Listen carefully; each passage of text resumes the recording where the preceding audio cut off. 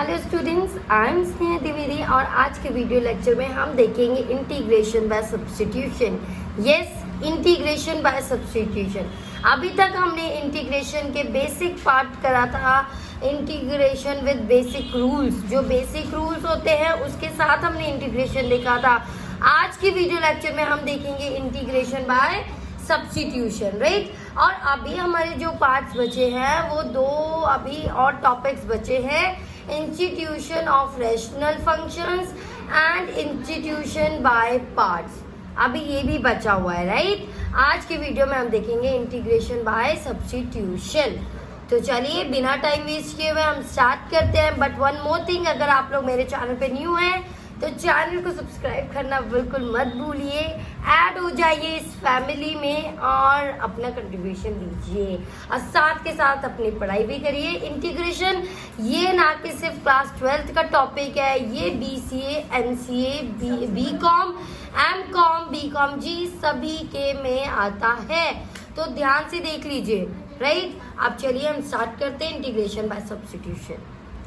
देखिए, integration by substitution क्या मतलब है। इसका मतलब है कि हमें इंटीग्रेशन करना है सब्स्टिट्यूट करके, कुछ वैल्यूज को सब्स्टिट्यूट करके हमें इसमें इंटीग्रेशन करना है, कुछ वैल्यूज को सब्स्टिट्यूट करके करना है, राइट।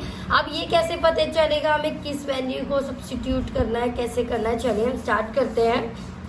सपोज कोई एक फंक्शन है आपका, आपको इंटीग्रेट करना है। एक फंक्शन है, फंक्शन gx और g'(x). ये इस तरीके से आपको दो फंक्शन दिए हैं और इसका इंटीग्रेशन करने का। इस फंक्शन में से कोई किसी एक टर्म को, किसी एक वैल्यू को हमें वो करना होता है। क्या करना होता है? सब्स्टिट्यूट करना होता है, ठीक है।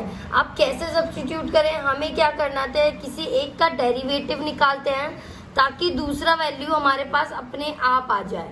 एक का क्या करते हैं, हम किसी एक को लेके और उसका डेरिवेट करते हैं, उसको डेरिवेशन निकालते हैं, उसको डेरिवेट करते हैं ताकि दूसरी वैल्यू हमारे पास अपने आप आ जाए। चलिए इसके लिए एक एग्जांपल लेते हैं और फटाफट से इसको अंडरस्टैंड करते हैं। मैं ज़्यादा आपको इसमें घुमाऊंगी नहीं, ज़्यादा इसमें परेशान नहीं कहूँगी कि ये भी सुनो वो भी सुनो, नो, कुछ नहीं करना है। बस आपको ध्यान देना है, एक फंक्शन है जिसका हमें इंटीग्रेशन करना है, उसमें दो वैल्यूज इस तरीके से हमें दी होंगी, किसी एक की वैल्यू लेके और उसको इंटीग्रेट करके दूसरी वैल्यू निकालनी होती है, राइट। और फिर हम वहाँ पे जाके उसकी वैल्यू को सब्स्टिट्यूट कर देते हैं। यही होता है हमारा इंटीग्रेशन बाय सब्स्टिट्यूशन। चलिए एक फटाफट से एक छोटा सा एग्जाम्पल लेते हैं और इसको अंडरस्टैंड करते हैं। देखिए इसका एग्जाम्पल होगा हमारा फर्स्ट, मैं जो समझाना चाहूँगी वो इस एग्जाम्पल को लेके समझाना चाहूँगी। लाइक हमें एक इंटीग्रेट करने दिया है e⁻x प्लस 2⁻7, राइट। इसको हमें इंटीग्रेट करना है। क्या करना है? इसको हमें इंटीग्रेट करना है, ठीक है। तो हम इसमें सपोज लेते हैं, इसमें इंटीग्रेट करना है। या तो हमें देखिए इस तरीके से हमें एक तो ये दिया है और एक ये दिया है, इन दोनों में से किसी एक को हम डेरिवेट करेंगे। क्या करेंगे? डेरिवेट करते हैं, डेरिवेशन करते हैं, डेरिवेट करेंगे जिससे कि हमारी दूसरी वैल्यू अपने आप निकल जाए और हम उसको इसमें सब्स्टिट्यूट कर दें, इस फंक्शन में, इसमें, ठीक है। तो चलिए सपोज हम लेते हैं, मैं लेती हूँ e⁻x प्लस 2। क्यों? देखिए e⁻x इसलिए नहीं ले रही क्योंकि e⁻x का डेरिवेटिव e⁻x ही होता है। क्या होता है? e⁻x का डेरिवेटिव e⁻x ही होता है। इसलिए मेरा इसको लेने से कुछ भी फायदा नहीं होगा, मेरी ये वैल्यू नहीं आ पाएगी। बट अगर मैं इसको लेती हूँ, ठीक है, मैं इसको लेकर डेरिवेट करती हूँ तो क्या आएगा? सी, मैंने लिया e⁻x प्लस 2, इसको कुछ भी एक चीज, एक टर्म लेट कर लेते हैं। मैंने लेट किया t, मोस्टली t ही लेट किया जाता है, आप चाहें तो कुछ भी लेट कर सकते हैं, कोई इसमें प्रॉब्लम नहीं है, ठीक है। कोई भी वेरिएबल लेके लेट कर सकते हैं। तो e⁻x plus 2 is equal to मैंने क्या लेट कर लिया? t, ठीक है। अब हम इसका कर देंगे डेरिवेट, इसको डेरिवेट कर देंगे। तो जैसे हम इसको डेरिवेट करते हैं ये होगा हमारा e⁻x, क्या होगा? e⁻x और 2 कांस्टेंट है, कांस्टेंट का डेरिवेटिव 0 होता है और हम ये t के रेस्पेक्ट में कर रहे हैं, तो ये हो जाएगा dx upon dt is equal to t का डेरिवेटिव होगा 1, राइट। समझ में आया इतना आप लोगों को? मैंने क्या किया, e to the power x plus 2 is equal to t को डेरिवेट कर दिया। जैसे ही इसको मैंने डेरिवेट किया, मेरी वैल्यू आ गई e to the power x का derivative e to the power x ही होता है प्लस 0। देखिए स्टूडेंट्स, ये जो टॉपिक है बहुत ही इम्पॉर्टेंट है, इंटीग्रेशन बाय सब्स्टिट्यूशन। अभी तक तो ये समझ लीजिए हम लोग थोड़ा सा खेल रहे थे गेम, अभी यहाँ पे ज़रूरत है समझने की। अब बहुत ज़्यादा डिफिकल्ट नहीं है, बस थोड़ा सा फोकस की ज़रूरत है, सब समझ में आ जाएगा, ठीक है। तो देख लीजिए, इससे आपको क्या समझ में आया कि आपको डेरिवेशन भी आना चाहिए, तो डिफरेंशिएशन आना चाहिए। तो डिफरेंशिएशन अगर आपको देखना है, फटाफट से जाइएगा मेरे प्लेलिस्ट में, और प्लेलिस्ट में मैंने डिफरेंशिएशन करके वीडियोस डाल रखे हैं, उसको अच्छे से समझ लीजिए। इसीलिए इंटीग्रेशन कराने से पहले लोग डेरिवेशन कराते हैं, डिफरेंशिएशन कराते हैं, राइट। यही लॉजिक होता है, यही रीजन होता है, ठीक है। तो ये देखिए, ये समझ में आ गया सबको? यहाँ तक मैंने डिफरेंशिएट किया विद रिस्पेक्ट टू t, तो dx अपॉन dt हो गया इज इक्वल टू 1, राइट। ये समझ में आया? अब देखिए हमें क्या करना है, मैंने क्या बोला था, हम ऐसी चीज लेंगे जिससे हमारी दूसरी चीज अपने आप निकल जाए और उसकी वैल्यू हम वहाँ पे सब्स्टिट्यूट कर दें, क्योंकि सब्स्टिट्यूट तो तभी होगा ना जब किसी चीज की वैल्यू मिलेगी, ठीक है। तो इसलिए अब हम यहाँ पे ex की वैल्यू निकाल देंगे एक तरह से। तो देखिए यहाँ पे e to the power x, ये 0 है तो कोई मतलब नहीं, हम इसको dx अपॉन dt भी लिख सकते हैं इज इक्वल टू 1, राइट। तो ये हो गया हमारा e to the power x, dx यहाँ रखेंगे और ये dt डिवाइड में, तो यहाँ पे मल्टीप्लाई हो जाएगा। तो इस तरीके से ये हो गया। हम क्या रख सकते हैं, e to the power x और dx को dt मान सकते हैं, राइट। अब यहाँ पे हम सब्स्टिट्यूट करेंगे। अब देखिए कैसे करेंगे सब्स्टिट्यूट, सी ध्यान से देखिएगा, यहीं पे करके मैं बता देती हूँ ताकि समझ में आए। ये देखिए, अब यहाँ सब्स्टिट्यूट करेंगे, ये हो गया हमारा e to the power x, अभी छोड़ दो, इसको हमने क्या लेट किया था t, इसको, तो इसको हम क्या लिख सकते हैं, t टू दी पावर 7 लिख सकते हैं। अब dx और ex इन दोनों को रिप्लेस करना है। किसी भी चीज को देखिए मैथ्स में हम हटा नहीं सकते हैं, रिप्लेस कर सकते हैं, राइट। तो इसकी वैल्यू हमने t लिखी थी तो t मानी लेट करी थी तो t लिख लिया। इसकी वैल्यू हमारी क्या निकली, dt, तो यहाँ पे हम लास्ट में dt निकाल देंगे और अब इसको हम इंटीग्रेट कर देंगे, ठीक है। अब इसको इंटीग्रेट करते हैं तो देखिए t टू दी पावर 7, तो हमने क्या इंटीग्रेशन में क्या सीखा है, x to the power n plus 1 upon n plus 1 plus, ये होता है ना इंटीग्रेशन, पावर रूल पढ़ाया था। अब यहाँ हम पावर रूल यूज करेंगे, तो t to the power 7 plus 1 upon 7 plus 1 dt हट जाएगा, अब c हो जाएगा, राइट। तो अब यहाँ पे हो गया t to the power 8 upon 8 plus c। अब देखिए ये हमारा आंसर है, लेकिन ये आंसर हम एक्सेप्ट नहीं कर सकते। क्यों?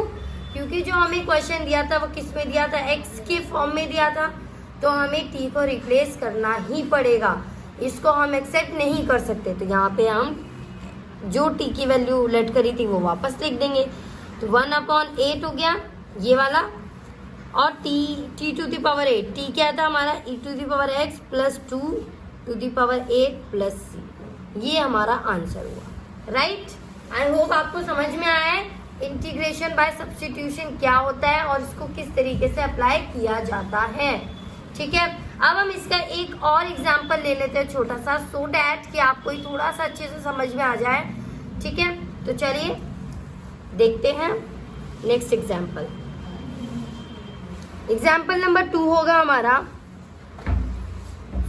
Integration of x sine x square dx, ठीक है। इसका हमें इंटीग्रेशन करना है। अब देखिए x का इंटीग्रेशन करने से हमें कोई फायदा, डिफरेंशिएशन करने से हमें कोई फायदा नहीं मिलेगा, इसलिए हम जो डिफरेंशिएशन करेंगे वो किसका करेंगे, यहाँ पे x स्क्वायर का करेंगे। तो यहाँ पे हम ले लेंगे एक्स स्क्वायर को टी। समझ में आया? जैसे यहाँ पे हमने लिया वैसे ही हम यहाँ पे एक्स स्क्वायर को टी लेट कर लेते हैं अगर, तो क्या हो जाएगा, एक्स स्क्वायर को टी लेट कर लिया, ठीक है। तो अब हम इसका डिफ्रेंसिएशन करेंगे। डिफ्रेंसिएशन ध्यान रखना है, यहाँ डिफ्रेंसिएशन होगा, तो ये क्या हो जाएगा with respect to T, T के रेस्पेक्ट में करेंगे, तो ये क्या हो जाएगा 2x हो जाएगा, पावर आगे आ जाती है ना। डिफ्रेंसिएशन मैंने पहले बता रखा है, अगर आपको नहीं आता है तो डिफ्रेंसिएशन अच्छे से सीख लीजिए क्योंकि वो बहुत ज़रूरी है। देखिए डिफ्रेंसिएशन में जो पावर रूल होता है वो क्या कहता है, x to the power n minus one, ये होता है n माइनस वन, और x to the power n minus one, n x to the power n minus one, ये होता है डिफ्रेंसिएशन, ठीक है। तो ये समझ में आया आपको? तो ये 2 और इसकी power 2 minus one, 2 minus one क्या होता है 1, तो ये x हो गया, राइट। और dx upon dt, dx upon dt is equal to t का इंटीग्रेशन डिफ्रेंसिएशन 1। अब देखिए हमें तो x की वैल्यू चाहिए, तो ये देखिए हम लिखेंगे 2x dx, dt को उधर लेके चले जाएंगे तो dt हो जाएगा। अब x dx रहने देंगे, dt अपॉन 2 मल्टीप्लाई में है तो ये अपॉन में आ जाएगा, राइट। इतना सबको समझ में आया? अब देखिए ध्यान से देखिए, इतना समझ में आ गया सबको। अब बिल्कुल इसकी तरह जैसे यहाँ पे क्या था, अब सब्स्टिट्यूट करेंगे वैल्यू को। इंटीग्रेशन देखिए x dx ये है। सबसे पहले हम लिखेंगे साइन एक्स स्क्वायर को हमने क्या लिया था t, sine t, x dx को क्या लिख देंगे dt अपॉन 2, dt अपॉन 2। अब ये देखिए dt अपॉन 2 ये क्या हमारा कांस्टेंट है, कांस्टेंट को हम बाहर ले सकते हैं इंटीग्रेशन में डायरेक्टली 1 अपॉन 2। अब यहाँ पे इंटीग्रेट कर देंगे साइन t dt। समझ में आया ये क्या हुआ? अब देखिए स्टूडेंट्स अगर कोई भी डाउट है तो कमेंट सेक्शन में कमेंट करके पूछिएगा, और कुछ भी करना है तो देखिए आपका आज का जो होमवर्क होगा वो मैं अभी थोड़ी देर में बताने वाली हूँ। देखिए 1/2 रहेगा, इंटीग्रेशन ऑफ साइन टी का इंटीग्रेशन क्या हो जाएगा हमारा माइनस कॉस टी प्लस सी। देखिए अगर मैं सी ना लगाऊं तो लगा लीजिएगा, सी में जरूरी होता है लगाना कांस्टेंट, ठीक है। अब देखिए 1/2 माइनस कॉस टी, मैंने क्या बोला टी में हम एक्सेप्ट नहीं करेंगे आंसर को, तो माइनस कॉस टी किसको लेट किया था एक्स स्क्वायर को, minus cos X square plus C, ये आपका आंसर हो जाएगा, राइट। यही मेथड होता है हमारा integration by substitution. I hope आपको समझ में आ रहा है। अगर आपको समझ में आ रहा है तो लाइक करिए, शेयर करिए, सब्सक्राइब करिए, कमेंट सेक्शन में कमेंट करके जरूर बताएं कि आपको वीडियो कैसा लग रहा है, right. Bye bye, take care, stay safe, stay at your home. But one more thing, आज का आपका होमवर्क रहेगा इसको समझना और इसी दोनों को अंडरस्टैंड करना। ये दोनों क्वेश्चन और इससे रिलेटेड 2 क्वेश्चन और करिएगा। अगर आपको नहीं आएगा तो वो मुझे बता दीजिएगा, मैं नेक्स्ट वीडियो में या जैसे भी मैं उसको कवर कर लूंगी, राइट। तो चलिए bye bye, take care, all the best for your exams, for your studies, for everything, whatever you are doing, जिस जो भी आप नया कर रहे हैं उसके लिए all the best, and stay safe, stay at your home. Thank you so much for watching.